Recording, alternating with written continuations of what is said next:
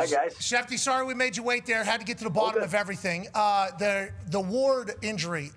I am a pre-warm-up person because I'm a punter. Punters and kickers are out there a lot. I'm surprised that more injuries don't happen legit after watching this, but it is kind of organized chaos usually. What is the update here? We assume he'll be back, or is just protocol going to do what the protocol is going to do? Well, he's in protocol now, and typically when you miss one game, there's a real chance you miss another one. So that collision could cost him 2 games there. He went down, stayed down. I mean, that's scary when you see something like that happen. And to see him inactive before the game like that, I don't recall a team losing a player in pregame warmups, no less 2 players to significant injuries. Obviously, Ward had the concussion there, and Anthony Richardson fractured his orbital bone, stretching with a band of some sort. So I don't know whether he was stretching his hamstring or his shoulder or his arm, whatever it was, snapped back and fractured his orbital bone. So he's going to miss time now, too. So that's crazy pregame warm-ups, and I always think that those are signs of things to come. And, of course, Colts had a tough time with the Cardinals, but they prevailed in the end and played well enough to win. Okay, yes, they did prevail. Yeah, okay, and maybe we do have the worst optics for a stadium whenever that roof and windows open for a 1 o'clock game in October. But I want to let you know, whenever you're in there, it feels so cool. It feels so cool. Yeah. There's a nice little breeze every once in a while that comes out of the sky. The football gods bless you a little bit. But I could see how on TV it would stink. And also, I assume the camera people do not love having to adjust this every single quarter as they go forward. But nonetheless, it was rocking in Indianapolis. Let's go to the Tampa Bay Buccaneers. Obviously, they were down all their wide receivers this week. Baker Mayfield still makes a play. What are we hearing about them? Baker, potential MVP conversation. Is there any other injuries or storylines that we should hit that you just saw us miss in our first 15? Well, I think the few things, obviously the Brian Branch, Juju Smith-Schuster incident from last night is under review. I would imagine we'll hear something at some point. If he's going to be suspended, if there's going to be any suspensions, we'll probably hear something today on that. Obviously, if we go back to Jalen Carter in the first game of the year, he spit on Dak on the first play, basically, and got ejected.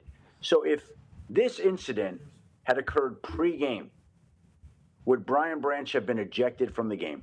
And I think the answer is probably yes. So if he would have been ejected before the game, I think it stands to reason that the league is absolutely going to consider a suspension here, especially when you consider that sportsmanship was a point of emphasis for the NFL in the offseason, especially when it's a standalone Sunday night game. So the league is going over it. You can see the scene that occurs. There's an overhead view of it. 2 guys going at it, turns into a scrum, a skirmish. Everyone's gathered around. That's not what the league wants. At the very least, there are going to be significant fines. And I think there's a real possibility that it's going to involve a suspension. Full chaos, obviously, with a bunch of members of the media in the middle of it, which worst case scenario for all parties there. Obviously can't have it. Love that they're passionate, but I'm excited to see what the league office does here. You know, because this would normally be, as you know more than us, as you're getting a phone call right here, is that a heads up on what the punishment is? Well, again, you asked about the Bucs. We're bouncing all over here. Buccaneers, Emeka Egbuka is not going to be able to play this week. Chris Godwin's not going to be able to play this week. Bucky Irvin not going to be able to play this week. Wow. They're hoping that Mike Evans can come back and play this week. Monday night against the Detroit Lions, a great game. And you mentioned Baker Mayfield. Incredible. He bounces around the league the way he does. And one of the biggest stories of this season, and we talked about it last week, Pat, is all these quarterbacks who have been reclamation projects who have become saviors elsewhere. Baker Mayfield in Tampa is the man. Sam Darnold in Seattle is the man. Daniel Jones in Indianapolis is the man. Mac Jones has played exceedingly well for the 49ers going up against Baker Mayfield and the Buccaneers yesterday. So these quarterbacks have essentially been taken off the scrap heap. Places that they've not been able to succeed, they've gone on to great success elsewhere. And that, to me, is one of the biggest stories of the season. And Baker's the headliner there, in play for the MVP. This run right here, going through people, lunging out, getting the first down. I'm sitting with Teddy Bruschi. We're watching the game. Teddy went nuts when he saw that play. Like, he loved it. And then here's Tez Johnson, the unofficial MVP of the National Football League, using the middle, going out and catching that pass. As Baker said, if you're 140 pounds the way Tez is, you should be able to move that fast. But he's throwing to Tez Johnson. He's throwing to Cameron Johnson. Who knew that the Buccaneers wide receivers would be the Johnson & Johnson law firm, receivers that most people don't even know, and they're out there making plays for Baker Mayfield and the Bucs. I love that Tez was able to hit that whisper in the wind just so easily. You know, and Baker was asked about it. He said, if I was 140 pounds, I'd be able to do that too. Bet. That looked like somebody that goes on America's Got Talent and has the capability to flip in full pads.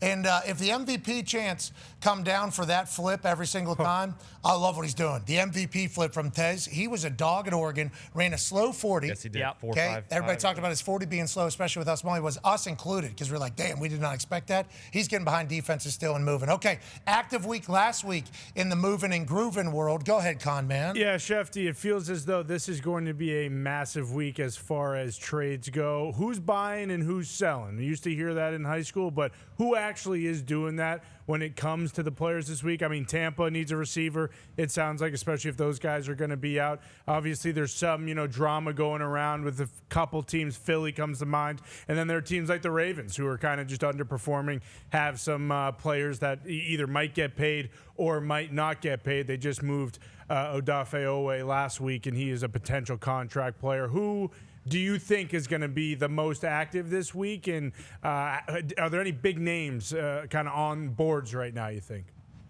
Yeah, well, if we look at it, last week there were 3 trades. And last year leading up to the trade deadline, there were 18 trades in the month of October leading up to the deadline. The deadline is Tuesday, November 4th, 3 weeks from tomorrow.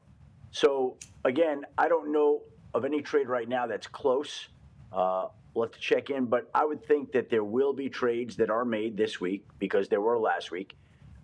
You've got the Chargers looking for a running back, the Steelers looking for a receiver, the Eagles always looking for help.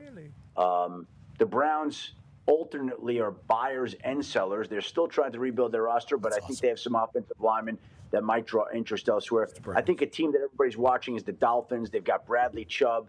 They've got Jalen Phillips, and we'll see how that goes.